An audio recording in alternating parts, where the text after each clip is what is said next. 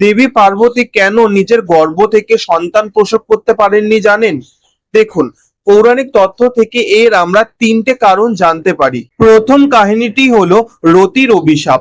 রতি হলেন কামদেবের স্ত্রী এবং আমরা সবাই জানি যে পার্বতী আগের জন্মে ছিলেন সতী, আর এই সতীর দিদি হলেন রতি, অর্থাৎ প্রজাপতি দক্ষ এবং প্রসূতির মেয়ে হলেন রতি। শিব পুরাণের মতে ব্রহ্মদেবের পুত্র হলেন কামদেব, আবার স্কন্দ পুরাণের মতে প্রসূতির ভাই হলেন কামদেব, অর্থাৎ রতির মামা হলেন কামদেব। যাই হোক, আমরা জানি যে পার্বতী কত তপস্যা করে শিবকে স্বামী হিসাবে পাওয়ার জন্য।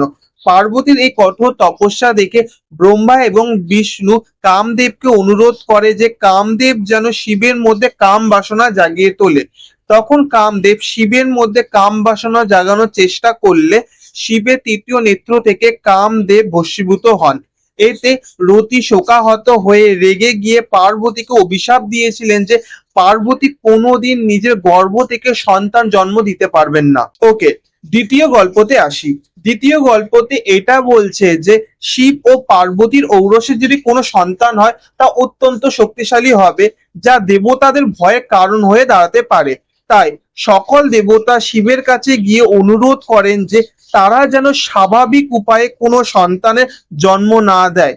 এই গল্পতে আমরা দেখতে পারি যে শিব আবার এই অনুরোধে রাজি হয়ে যান। তৃতীয় গল্প থেকে আমরা জানতে পারি যে শিবের বীর্য নিয়ে পৃথিবী দেবী এবং পার্বতীর মধ্যে ভুল বোঝাবুঝি চলে।